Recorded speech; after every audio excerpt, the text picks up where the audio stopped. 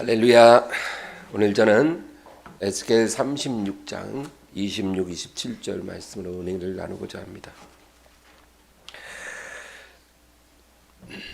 그리스도인들이 믿음으로 살 때 하나님 앞에 갖게 되는 의문이 한 가지가 있습니다. 그것은 신앙에 있어서 하나님의 역할과 나의 역할은 각각 어느 정도의 비중인가, 이런 질문을 우리가 갖게 됩니다. 우리가 신앙을 갖고 살 때 내가 할 일은 어디까지고 하나님이 하실 일은 어디까지인가, 이 질문이 굉장히 중요한 질문이에요. 오늘 우리가 읽은 본문은 이 질문에 대한 귀한 통찰력을 줍니다. 여러분, 사람은 영, 혼, 육으로 이루어진 존재입니다. 그래서 이것을 분리해서는 사람이 될 수가 없어요. 영과 혼과 육이 결합된 존재가 사람입니다. 근데 이 가운데 가장 중요한 부분은 당연히 영이죠. 근데 가장 중요한데도 우리가 가장 이해하기가 어려운 부분입니다. 그런데 우리가 이 영에 대해서 생각할 때 분명한 사실은 좋은 것이든지 나쁜 것이든지 마음이라는 문을 통해 그것이 영으로 들어오고 나간다는 겁니다. 우리 안에 영이 있죠. 이 영의 문이 바로 마음이에요. 이 마음이라는 문을 통해서 좋은 것도 나쁜 것도 우리 안에 들어오고 우리 영으로 들어온다는 거죠. 그리고 또 좋은 것도 나쁜 것도 우리 영으로부터 마음을 통해 나간다, 그 얘기예요. 여러분, 우리가 복음의 진리를 듣는 것이 참 중요하죠. 믿음은 들음에서 난다 그랬습니다.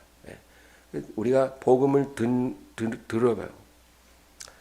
근데 우리가 이 듣는 기능은 우리의 지성입니다. 우리가 복음을 들을 때 우리의 지성으로 이것을 이해합니다. 이 지성이 바로 혼이에요.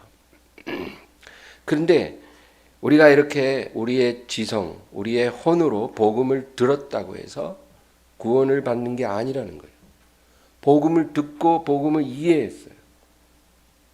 그렇다고 구원을 받는 게 아니라는 거예요. 어떻게 해야 받아요? 들은 후에 그것을 마음으로 믿어 의에 이르고, 그렇죠?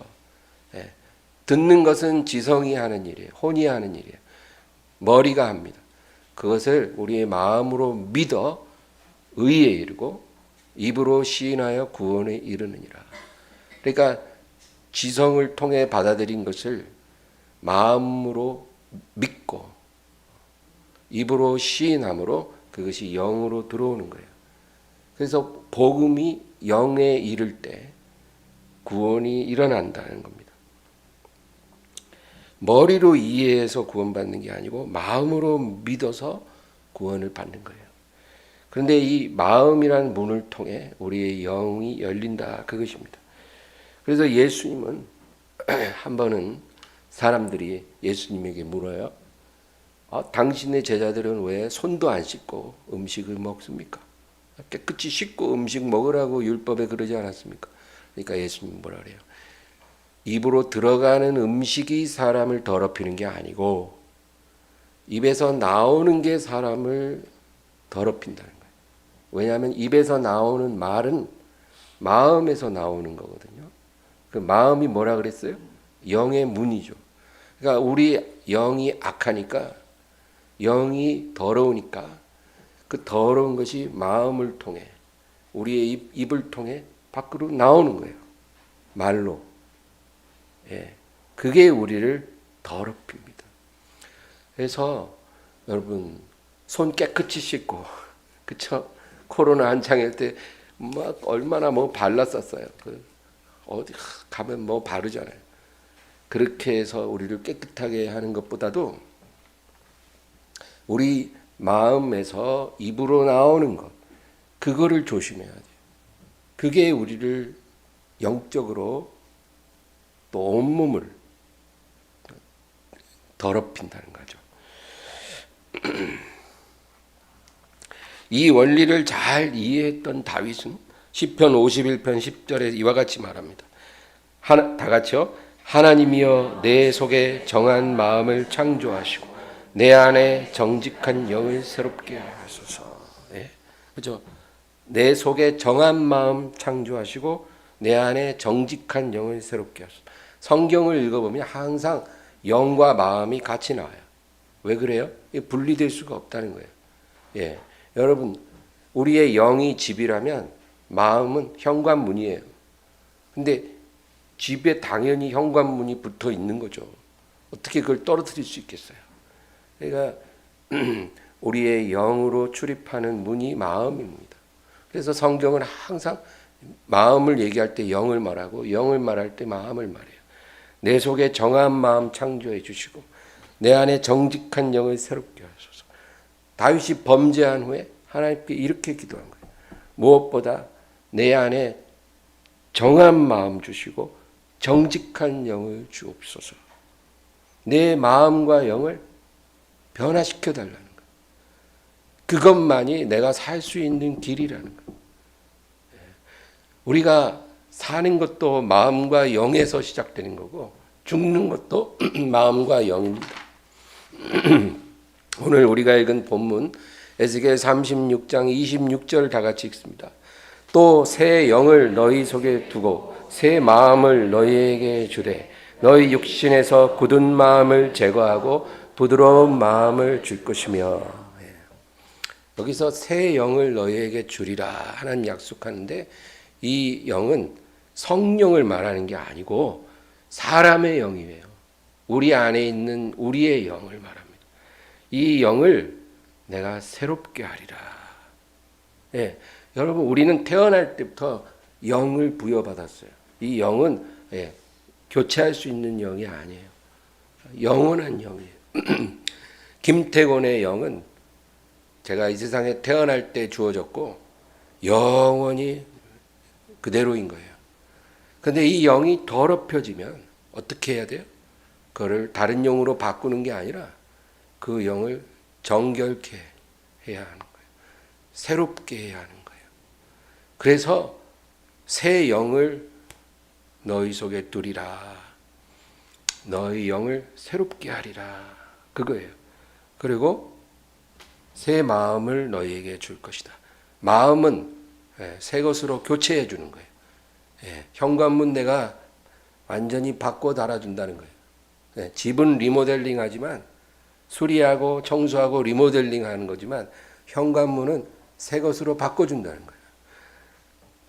왜? 옛날 문은 쓸 수가 없어요. 뭐 문고리도 다 고장나서 문이라고도 할 수가 없어요. 막 온갖 거린들, 노숙자들, 막 강도들 다 왔다 갔다 마음 놓고 했던 그런 문이었기 때문에 이제 그 문 싹 뜯어내고 새 문 딱 달아준다는 거예요. 그리고 문 착 잠가서 주인만 열고 들어오고 나가게. 그렇게 새 문을 하나님이 주신다. 약속을 하십니다. 새 마음을 준다. 이 의미는 우리의 생각, 가치관, 삶의 방식 이런 거를 하나님이 새롭게 바꿔주신다는 거예요. 할렐루야. 하나님이 우리에게 무엇을 약속해요?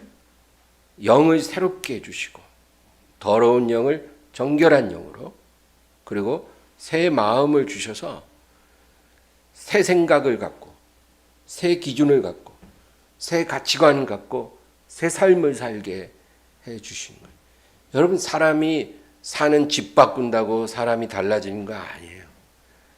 싸구려 옷 벗고 명품 옷 걸친다고 사람 달라집니까? 그런 건 아니에요. 사람은 생각이 달라지고 영이 달라져야 사람이 달라지는 거예요. 이것을 누가 제일 잘 알아요? 우리를 만드신 하나님이 제일 잘 아시는 거예요. 그래서 내가 너희에게 새 영을 주고 새 마음을 주리라. 내가 하나님과 잘 지내고 싶은데 잘 안 돼요. 그렇죠? 하나님과 늘 화목하고 동행하고 싶은데 잘 안 됩니다. 내 주변에 있는 사람들과 잘 지내고 싶은데 잘 안 돼요. 늘 갈등이 일어나요. 서운함이 들어오고 원망이 생기고 미움이 들어오고 늘 그런 문제가 생겨요. 거룩하게 살고 싶은데 마음대로 안 되고 내 안에 나쁜 어떤 성품, 나쁜 습성 이런 거 내가 너무나 잘 알고 버리고 싶은데 마음대로 안 돼요. 왜 그럴까요? 내 영이 아직도 옛사람의 영이라서 그래요. 그러니까 영이 달라지지 않았기 때문에 우리가 머리로 아무리 말씀 배우고 내가 이제 잘 해봐야지 머리로 아무리 생각을 해도 영이 그대로라면 우리가 변화되지 않는 거예요. 옛사람의 영이라는 것은 뭘 말하냐면 육체에 순종하는 영이라는 거예요. 우리의 옛사람의 영은요, 우리 육체가 원하는 대로 순종하며 살던 그 영이에요. 육체가 원하는 대로, 탐심으로 이끄는 대로, 정욕으로 이끄는 대로, 인간의 어떤 허영심, 자랑, 교만, 시기, 질투 이런 육체가 이끄는 대로 순종했던 영이 바로 옛사람의 영이에요. 이거를 바울은 육에 속한 그리스도인이라고 그래요. 믿기는 믿는데 영이 안 바뀐 거예요. 그래서 그 옛사람의 영, 육에 순종하는 영, 그 영을 가진 사람, 크리스찬, 그 사람이 바로 육에 속한 그리스도인이라 그렇게 표현을 합니다. 누구나 처음에는 다 그런 상태로 시작을 해요. 저도 처음에 교회 와서 대학생 시절에 예수님을 영접했을 때 처음에 저도 그렇게 시작했어요. 그러나 우리가 계속 이렇게 육체에 순종하는 영을 간직하고 살게 되면 그것이 잘못된 거다 그 얘기예요. 히브리서 9장 14절 다 같이 읽습니다. 하물며 영원하신 성령으로 말미암아 흠없는 자기를 하나님께 드린 그리스도의 피가 어찌 너희 양심을 죽은 행실에서 깨끗하게 하고 살아계신 하나님을 섬기게 하지 못하겠느냐. 성령으로 말미암아 흠없는 자기를 하나님께 드린 뭐가요? 그리스도의 피가 어찌 너희 양심을 죽은 행실에서 깨끗하게 하고 살아계신 하나님을 섬기게 하지 못하겠느냐. 여러분, 예수님의 보혈의 능력이 있다는 것은요, 그 보혈만이 우리의 영을 옛사람의 영에서 새 영으로 바꿔줄 수 있어요. 그래서 그 보혈의 능력이 우리에게 반드시 있어야 되는 거예요. 그 능력만이 우리 영을 새롭게 해요. 그래서 우리의 죽은 양심, 죽은 행실을 깨끗하게 하고 살아계신 하나님을 온전히 섬길 수 있게 만들어주는 거예요. 그래서 우리가 보혈 찬양하고 보혈을 의지하고 감사하잖아요. 예. 그럴 때 보혈의 능력이 우리의 영을 새롭게 하는 거예요. 내 영을 새롭게 하네. 찬양하듯이. 무슨 찬양이죠? 보혈을 지나 그건가요? 존귀한 주 보혈이 내 영을 새롭게 하시네. 정말 노래가 참 좋은 노래예요. 존귀한 주 보혈만이 내 영을 새롭게 하는 거예요. 다른 능력은 없어요. 그런데 이렇게 보혈의 능력으로 새롭게 되지 않은 사람이 바로 육에 속한 그리스도인인 것입니다. 우리가 육체에 굴복하고 사는 거는요, 그것이 영적인 문제예요. 육체의 유혹이 오면 바로 순종하는 사람들이 있어요. 교회 아무리 오래 다녔는데도 육체의 유혹이 오면 순종해요. 왜 그래요? 우리가 영이 문제인 거예요. 그래서 하나님이 이걸 아시고 뭐라고 약속해요? 내가 너희 속에 너희 안에 새 영을 두고 너희 속에 새 마음을 주리라. 할렐루야. 얼마나 귀한 약속이에요. 새 영과 새 마음을 받으시기 바랍니다. 하나님이 주신다는 건 받는 거예요. 그리고 너희 육신에서 굳은 마음을 제거하고 부드러운 마음을 주리라. 할렐루야. 우리가 인생을 살면서 종종 하나님과 가까워질 때가 있어요. 우리가 원하든 원치 않든 우리가 의도한 게 아닌데 우리 인생에서 하나님과 내가 굉장히 가까워지는 그런 순간이 인생에 몇 번 와요. 여러분, 이 기회가요, 무슨 로또 맞는 기회보다 더 중요한 기회라는 것을 알아야 해요. 꼭 뭐 복권 당첨돼서 돈 많이 벌어야 대박 아닙니다. 우리가 영적으로 하나님을 만날 수 있는 그 기회를 딱 잡을 수 있다면 그게 대박인 거예요. 그래서 우리가 경건한 사람들과 교류하게 될 때가 있어요. 내가 꼭 그렇게 하려고 한 게 아닌데 술 친구도 있고 죄 짓는 친구도 있고 세상 사람들 주변에 늘 많잖아요. 근데 그런 사람들이 아니라 경건한 사람들과 내가 가까워질 때가 있어요. 그리고 교회에 갈 일이 많아지고, 그리고 하나님 말씀이 이렇게 쏙쏙쏙 들어와. 예전에는 설교 시간에 그렇게 졸리고 집중도 안 됐는데 요즘은 그 말씀이 쏙쏙쏙쏙 잘 들어오고 성경 읽어도 이렇게 집중이 잘 되고 기도하면 이렇게 눈물이 나. 왜 그럴까요? 나도 몰라요. 근데 우리 인생에 그럴 때가 가끔 온다는 거예요.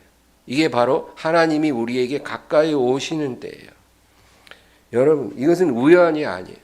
하나님이 오늘 말씀하신 약속대로 내가 너희 안에 새 영을 두고 새 마음을 주리라. 바로 그때가 온 거예요. 여러분, 이 시간을 우리가 헛되이 흘려보내면 아무것도 남는 게 없어요. 오히려 나중 형편이 이전보다 더 심하게 안 좋아져요. 하나님이 이런 은혜를 주실 때 이게 바로 새 영 주시고 새 마음 주시는 때라는 것을 여러분 잊지 마세요. 붙잡으세요. 그냥 허투루 흘려보내면 안 된다는 거예요. 그 다음에 오늘 본문 27절 다 같이 읽습니다. 또 내 영을 너희 속에 두어 너희로 내 율례를 행하게 하리니 너희가 내 규례를 지켜 행할지라. 오늘 하나님이 두 번째로 우리에게 약속한 게 뭐냐면 또 내 영을 너희 속에 두어 너희로 내 율례를 행하게 하고 내 규례를 지켜 행하게 하리라. 여러분, 처음에는 우리에게 새 영 주시고 내 영을 새롭게 해주시고 그리고 새 마음 주신다 그랬죠. 그 다음에 이어서 내 영, 이거는 뭐예요? 하나님의 영이에요. 성령이에요. 내 영을 너희 속에 두어 너희가 내 율례와 규례를 지켜 행하도록 하리라. 여러분, 왜 하나님이 우리 영을 새롭게 하고 새 마음을 준 후에 그 다음에 내 영을 너희 속에 두리라 그렇게 말씀하셨을까요? 하나님의 영은요, 어느 곳으로 임하시냐면 머리가 아니라 마음으로 임하세요. 이걸 알아야 돼요. 하나님의 영은 머리가 아니에요. 우리의 머릿속에 임하시는 게 아니고 우리의 마음을 통해서 우리의 영으로 들어오시는 분이세요. 그런데 더러운 영에는 거룩한 영이 못 들어오죠. 우리 영이 더러운 상태면 거룩한 영을 받을래야 받을 수가 없어요. 그래서 하나님이 우리 영을 새롭게 하고 우리 현관문 다 뜯어서 새 문으로 달아서 새 마음 주시고 그 다음에 거룩한 성령이 이 마음의 문을 통해 우리의 깨끗해진 영에 들어오겠다 그 얘기예요. 그러니까 성령을 원하는 사람은 하나님이 새 영 주시고 새 마음 줄 때 그 기회를 놓치지 말아야 돼요. 그렇게 되어야 성령이 부어지는 거예요. 마음이 그냥 더러워. 세상 욕심, 막 거짓과 탐심과 질투심, 옛사람의 성품으로 막 범벅이 돼 있는데, 하나님 왜 성령은 또 나한테 안 주시는 거예요? 다른 사람 다 주면서. 되게 인색하네. 이런 식으로 하면 안 된다는 거예요. 내 영이 새로워지고 마음이 새로워져야 성령님이 우리에게 오신다. 여러분, 세수를 담을 때 어디다 담으라 그래요? 세부대. 그렇죠? 세술은 성령 말이에요. 세부대는 헌부대가 아니라 세부대. 그는 새 영이고 새 마음. 내가 새로워져야 세수를 담는 거예요. 내 마음을 깨끗게 하소서. 아까 찬양했잖아요. 그죠? 내 마음을 깨끗게 하소서. 그 다음에 새 부대가 되게 하여 주사. 여러분, 이 맞는 말이에요. 마음이 깨끗해지는 게 새 부대가 되는 거예요. 그래야 새술이 부어지는 거예요. 부대가 준비 안 됐는데 어떻게 새술을 붓냐고요. 그래서 우리는 하나님이 이끄시는 대로 잘 따라가야 돼요.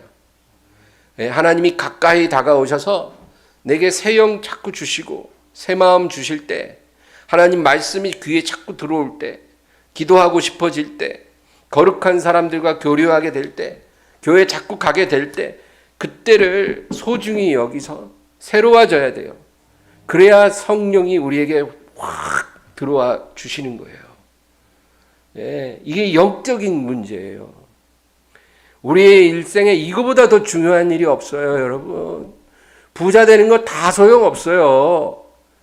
부자들 벌어놓은 거 10분의 1도 못 쓰고 다 죽어요. 평생 돈 계산만 하고 돈 걱정만 하다가 그냥 죽어요. 여러분 그러고 싶으세요? 그 부러우세요? 하나도 안 부러워요. 제가 제 얘기를 하는 건 그렇지만 전 집 한 번 산 적 없고 땅 한 평 산 적 없어요. 지금까지도. 그래도 집 많은 사람, 땅 많은 사람은 안 부럽더라고요. 저는 제가 27살에 전도사 처음 시작할 때 교회에서 사례비 통장으로 개설해 준 그 계좌를 지금까지 그거 하나 갖고 있어요. 지금까지. 통장도 하나, 카드도 하나. 아주 심플한 인생이에요. 다 나같이 살라는 말은 아니에요. 다 다른 상황이니까 다 다른 상황이니까 다 다르지만 본질이 뭔가를 얘기하고 싶은 거예요. 복잡할 필요가 없어요. 인생은 하나님이 다 먹이고 입혀요. 제가 양복 얼마나 멋있어요. 아닌가 보네. 새도 먹이고 꽃도 입힌다 그러잖아요, 하나님이. 그런데 우리는 하물며 당연히 먹이고 입히니까 걱정들 마시고 욕심을 버리세요. 욕심을. 그리고 영적인 변화를 사모하세요. 하나님의 영광을 바라보세요.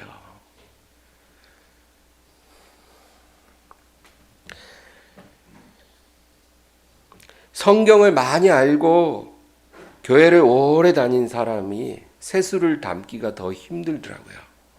왜냐하면 이런 사람들은 자기 머릿속에 있는 지식이 많을 거 아니에요? 성경을 많이 알고 교회를 오래 다녔기 때문에 목사가 설교 딱 시작하면 오늘 뭔 소리 하겠네. 안 돼요, 다.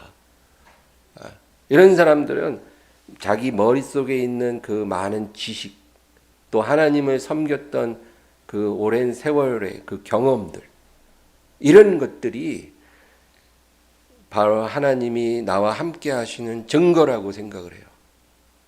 하나님이 나와 함께 하실 수밖에 없다는 거예요. 내가 이렇게 많이 알고 있으니까. 근데 여러분 아까 얘기했죠. 하나님의 영은 어디에 임해요? 머리에 임하지 않고 마음에 임하시는 분이에요. 우리의 혼에 거하시는 분이 아니라 우리의 마음을 통해 영에 들어오시는 하나님이시죠.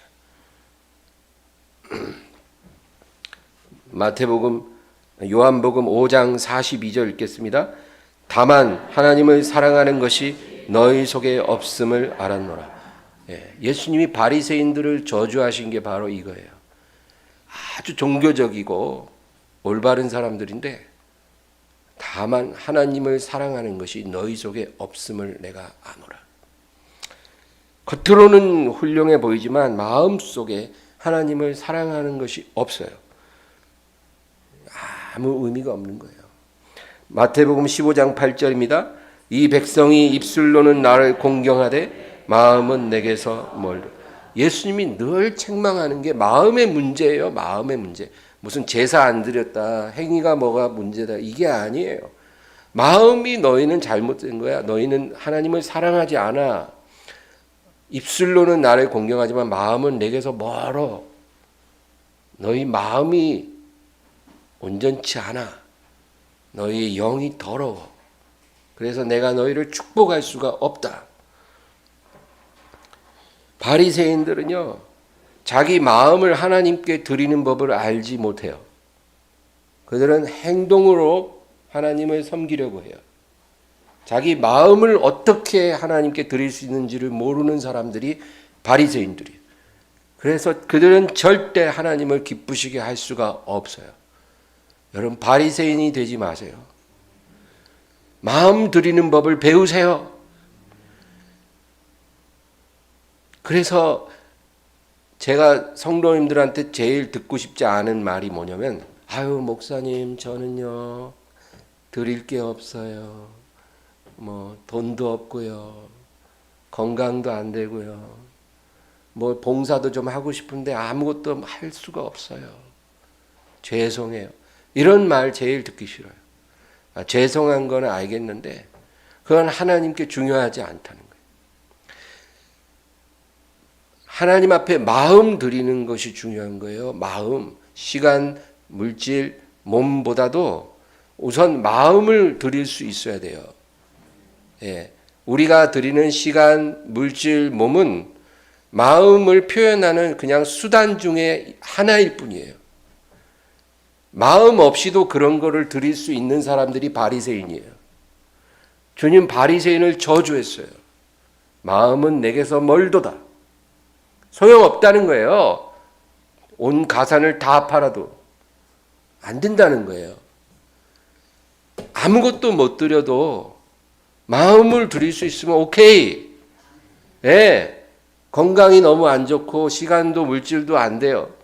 그래서 겨우 교회 한번 나왔다 가는 것도 쉬운 게 아니에요. 근데 앉아서 예배 잘 드렸어요. 하나님께 감사하고 영광 돌리고, 그리고 돌아가요. 목사님 죄송해요.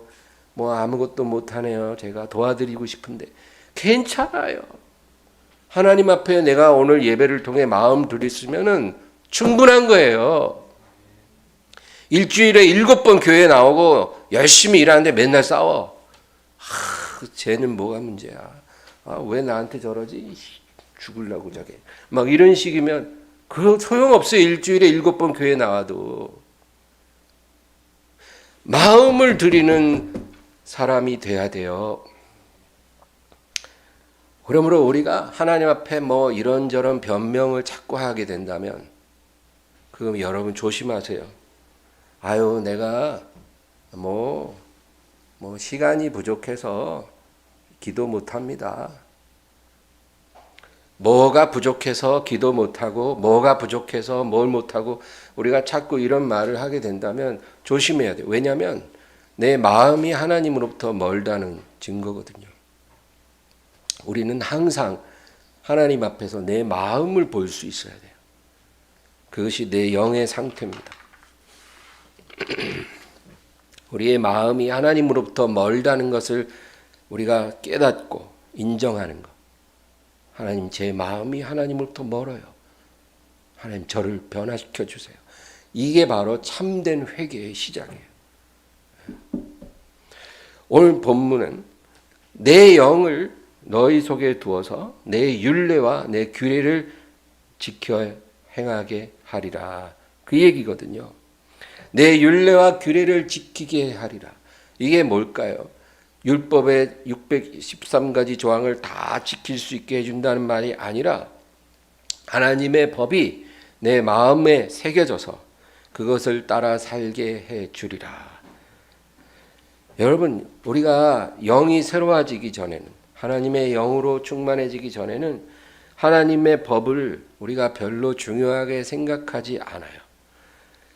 그러나 내 영이 새로워지고 내 마음이 새로워지고 성령이 내게 임하기 시작하면요, 하나님이 우리 마음에 새겨준 법이 아주 중요하다는 걸 깨닫게 돼요.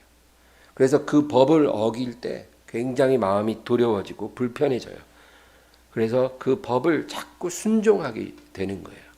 이게 놀라운 변화예요. 내가 옛날에는 친구들하고 막 이렇게 술 마시고 막 술 취해서 막 집에 들어가고 막, 제가 저녁에 이렇게 걷기 1시간씩 매일 걷거든요. 걸으면 건너편에서 웬 여자가 막 술에 취해서 막 이렇게 해갖고 막 나랑 부딪히려고 그래. 내가 막 이렇게 피해. 저러갖고 어떡하나, 저 큰일 났네. 내가 또 어떻게 해줄 수도 없고, 저렇게 하다 쓰러지면 큰일 나는데, 여자가.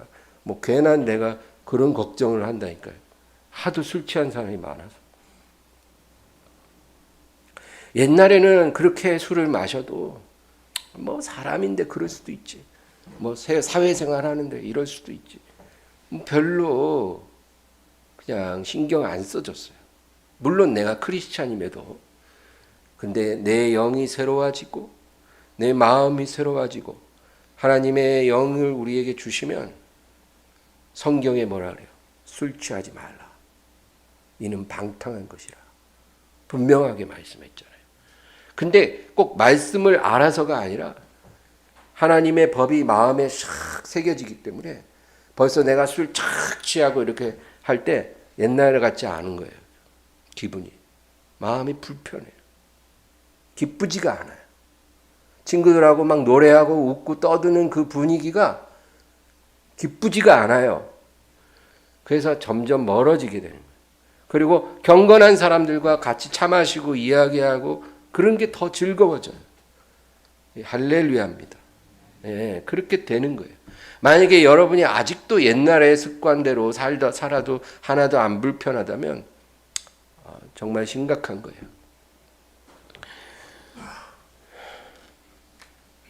하루아침에 완벽하게 우리가 하나님의 규례를 지키고 변화된다는 게 아니라 우리가 올바른 방향을 향해 즐겁게 걸어갈 수 있다라는 거예요. 예레미야 31장 33절입니다. 그러나 그날 후에 내가 이스라엘 집과 맺을 언약은 이러하니 곧 내가 나의 법을 그들의 속에 두며 그들의 마음에 기록하여 나는 그들의 하나님이 되고 그들은 내 백성이 될 것이라. 여호와의 말씀이니라. 아멘. 우리가 이스라엘 백성들 같이 돌에 새긴 율법을 지키는 백성이 아니에요. 이제는 우리는 어디에 새겨진 법? 우리의 신비, 돌판이 아니라 신비, 마음에 새겨진 하나님의 법을 지키는 백성인 거예요. 여러분, 이 법은 성령으로 말미암아 우리 마음에 새겨졌기 때문에 이 법을 따라 사는 사람이 하나님의 참 자녀고 참 백성입니다. 그렇게 되기를 바랍니다. 야고보서 1장 21절입니다.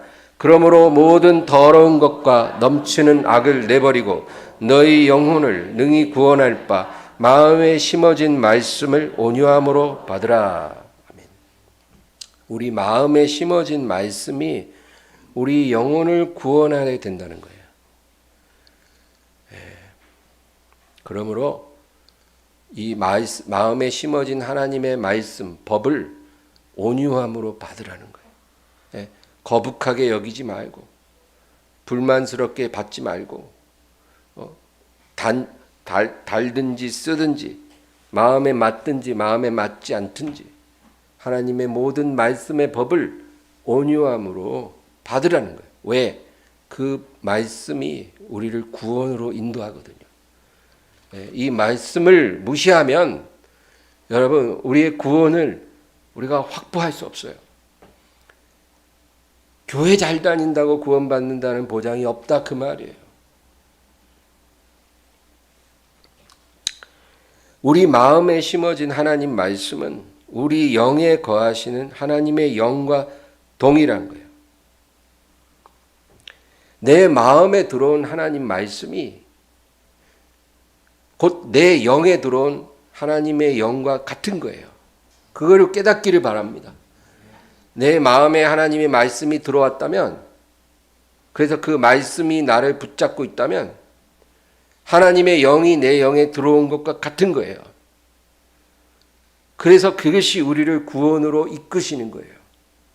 그래서 그거를 사울왕처럼 내팽개치지 말라는 거예요. 그러면 우리 구원을 잃어버릴 수 있어요. 하나님이 한 번 준 구원은 확실한 거지만 우리가 스스로 그것을 버리면 큰일 난다는 거예요. 성령은 진리의 영이십니다. 성령이 들어오면 하나님의 법이 우리 마음에 새겨지는 거죠. 그래서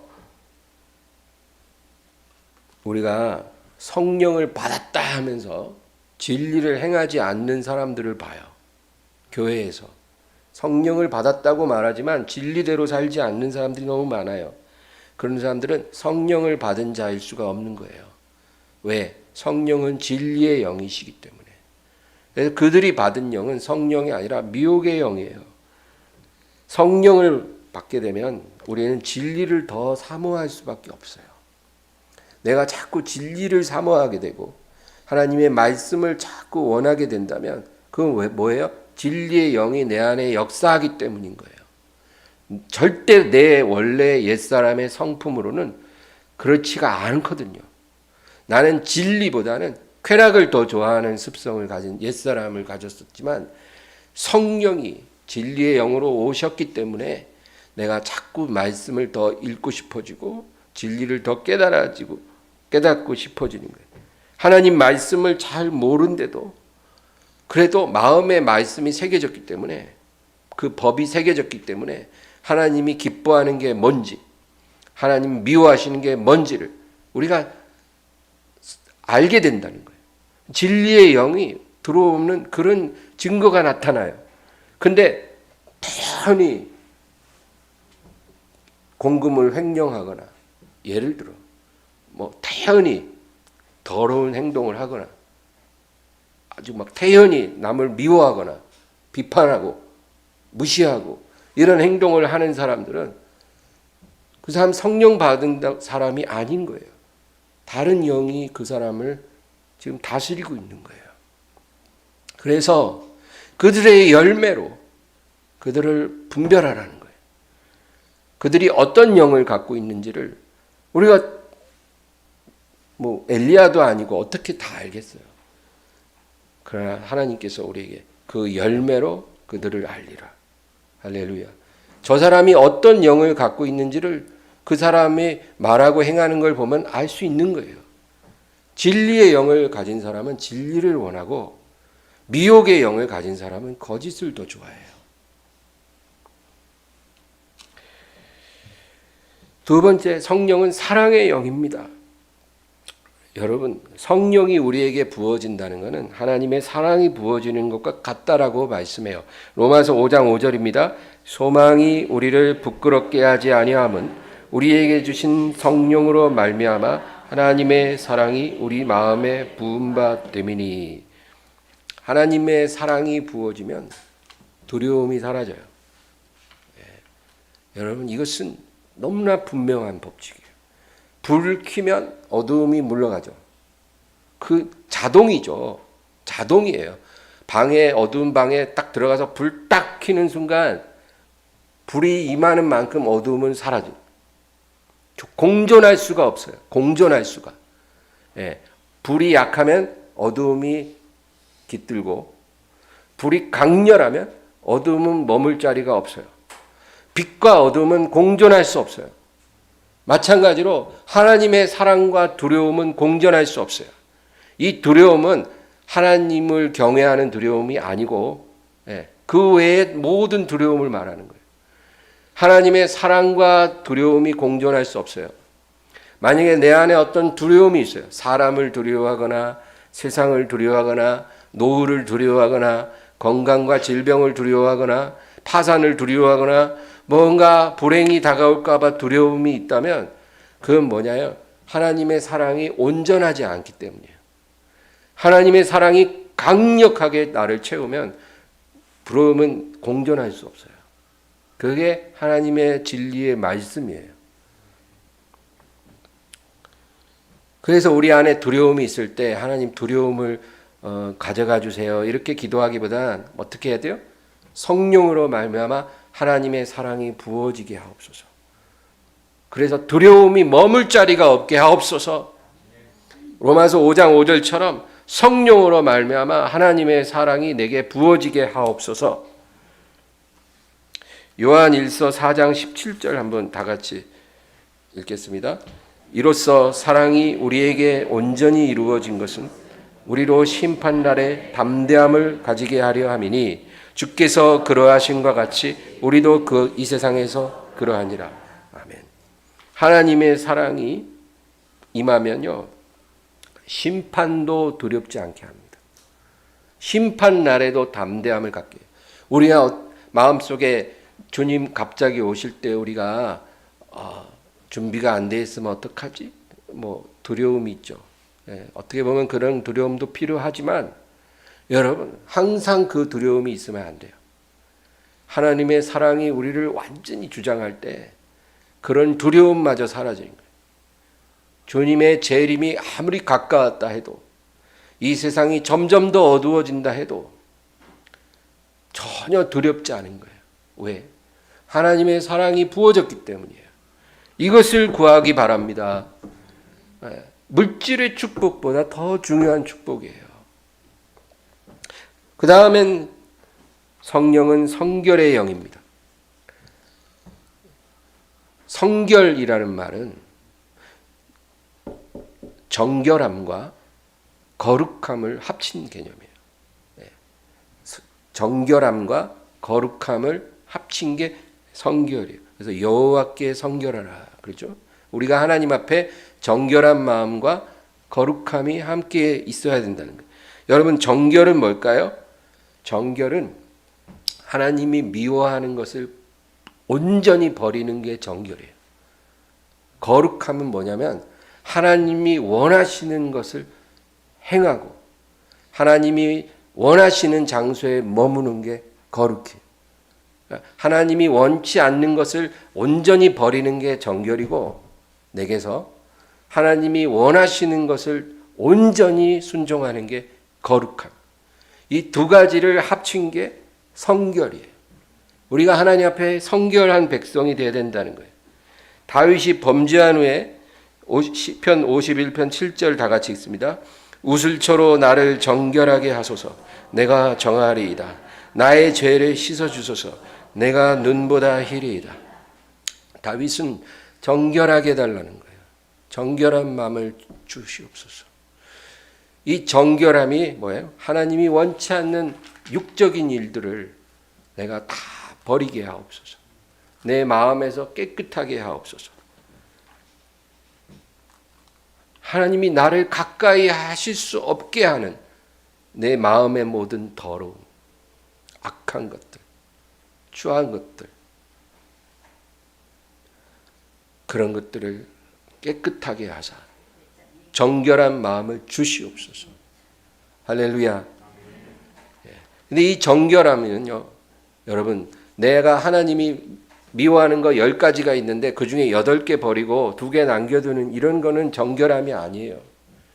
하나님이 나에게 가르쳐 준 게 10개면 10개 다 버리는 게 온전한 정결함이에요. 이렇게 돼야 정결하다고 하는 거예요. 하나님이 내게 잘못된 거 10가지 가르쳐 줬는데 10가지 다 버리면 온전하지만 그렇다고 해서 10가지 다 버려도 내가 행위로 온전하다는 말은 아닌 거예요. 하나님이 우리에게 10가지 가르쳐 준다고 그것만 해결되면 내가 온전하다는 얘기가 아니에요. 하나님은 우리의 신앙이 영적으로 성장할 때마다 우리에게 새로운 죄와 허물을 우리에게 보여주셔요. 왜 처음부터 안 보여주냐면 처음부터 보여주면 우리가 그냥 나자빠지니까 처음에는 그냥 술만 끊어라, 이제 담배 좀 피지 마라, 이런 식으로 시작하는 거죠. 그러나 영적으로 성장할 때마다 하나님이 새로운 걸 보여주는 거예요. 왜 보여줘요? 회개하고 정결함으로 이것을 버려라는 거예요. 우리가 그걸 순종을 하면 정결한 마음을 주시는 거예요. 할렐루야. 하나님, 이것 빼면 내가 무슨 낙으로 살아요? 이러고 안 버리면 그 정결한 마음이 아닌 거예요. 더러워진 마음이에요. 그런데 어떻게 하나님의 영이 그 마음에 거하시겠어요? 중요한 문제입니다.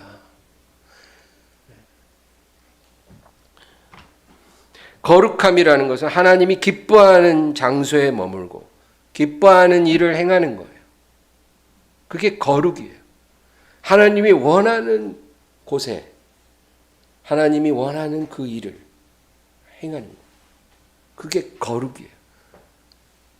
여러분, 왜 아기 예수님이 구유에 딱 누워 있는데 그걸 보고 천사들이 거룩하다 찬양했을까요? 그 이상하지 않으세요? 예수님은 아기 예수님, 어른 예수님도 마찬가지지만 죄 없으신 분이죠. 죄 없으신 아기 예수님은 그를 순결하다 그래요. 이노센트. 죄 없다는 건 순결이에요. 그러면 순결하신 예수님 이렇게 찬양하는 게 아니라 왜 거룩하다 찬양했을까요? 아기 예수님이 지금 어디에 있어요? 말구유에. 그 자리는 하나님이 원하시는 자리예요. 높고 높은 곳을 떠나 아버지의 뜻대로 이 땅에 오셔서 육신을 입고 가장 가난한 가정에 가장 누추한 곳에 누이신 거예요. 바로 그 자리가 아버지가 원하시는 자리였기 때문에 그곳에 누여진 아기 예수를 천사들이 거룩하다 한 거예요. 우리도 하나님이 원하시는 곳에 있으면 거룩하게 되는 거예요. 어려운 게 아니에요, 거룩이. 왜 예수님이 십자가에 못 박혀 있을 때 그 처참한 모습을 보고 왜 우리는 거룩하다 합니까? 거룩하신 주님. 왜 그렇게 말합니까? 처형당하신 주님의 모습을 보면서 하나님이 원하시는 자리가 바로 그 십자가였고 그 자리에서 하나님께 죽기까지 순종하셨기 때문에 우리는 예수님을 거룩하신 분이라고 말하는 거예요. 그러면 우리도 그렇게 살라는 거예요. 거룩해지길 원하면 가운 딱 입고 성가대에서 성가 부르고 이런 게 아니라 하나님이 원하시는 장소에 원하시는 일을 하는 것, 그것이 거룩이다. 여러분, 출애굽기 19장에 보면 하나님이 시내산에 강림을 해요. 시내산에 강림을 하는데 하나님이 뭐라 그러냐면 온 이스라엘은 옷을 빨고 몸을 깨끗게 한 후에 그 산 지경에 하나님이 정한 선을 넘어오지 말라는 거예요. 네, 가까이 오지 마라. 하나님이 정한 선을 넘지 않는 것, 그 이스라엘 백성이 해야 될 일이에요. 이게 바로 정결의 본질이에요. 그러니까 하나님이 이스라엘 백성에게 요구한 거는 정결이에요. 옷을 빨고 몸을 씻고 그리고 하나님이 정한 선을 넘지 마라. 하나님이 원치 않는 일을 하지 마라. 그게 지키는 게 이제 정결이죠. 그래서 이스라엘에게는 하나님이 정결을 요구하신 거예요. 그리고 나서 모세와 아론 보고 너희는 산으로 올라와라. 그래서 하나님이 원하시는 곳까지 올라오라는 거예요. 그게 뭐예요? 그게 거룩이에요. 네, 하나님이 모세와 아론에게는 거룩함을 요구하신 거예요. 내가 원하는 데까지 올라와. 그래서 하나님과 대면하고 내려가니까 어떻게 돼요? 얼굴에서 광채가 나요. 왜? 거룩하니까. 정결할 때는 그렇지 않았는데 정결을 넘어 거룩함에 이르니까 영광의 빛이 나기 시작하는 거예요. 여러분, 우리도 그렇게 살아야 되는 거예요. 우리는 예수 그리스도의 영을 받았거든요. 우리의 마음을 통해 우리 영으로 예수님의 영이 들어오셨거든요. 그러면 당연히 모세와 아론을 넘어서는 삶을 살아야 되는 거예요. 정결함은 물론이고 거룩함에 이르러야 돼요.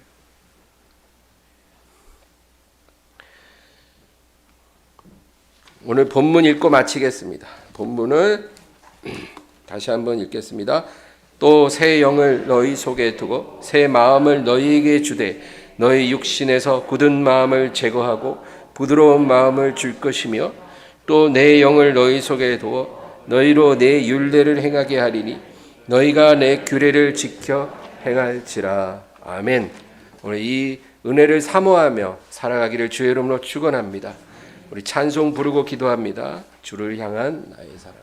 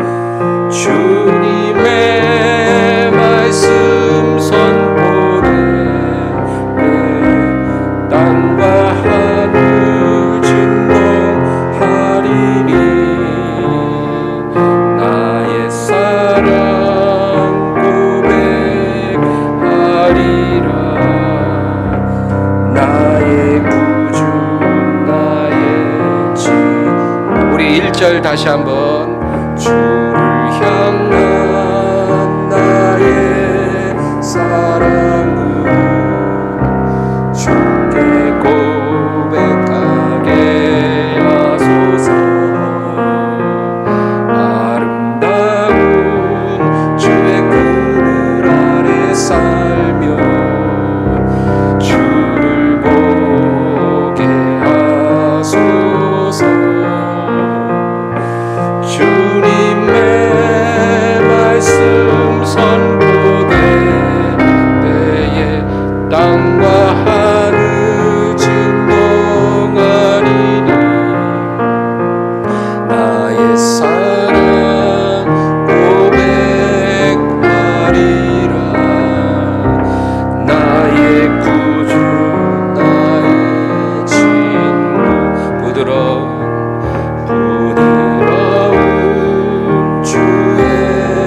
속삭임 나의 이름을 부르시네.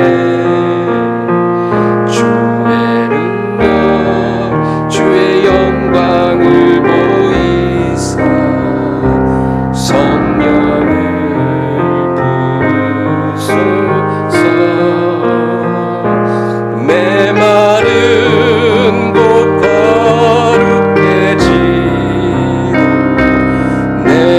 주를 찾게 하소서.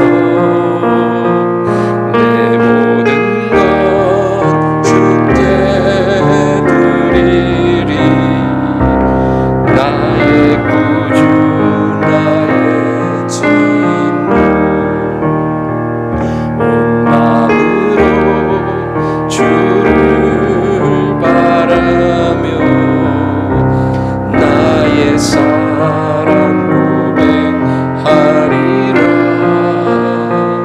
나를 향한 주님의 그 크신 사랑 간절히 알기 원해. 주의 은혜로 용서하시고 나를 자녀 삼아 주셨네. 나의 사랑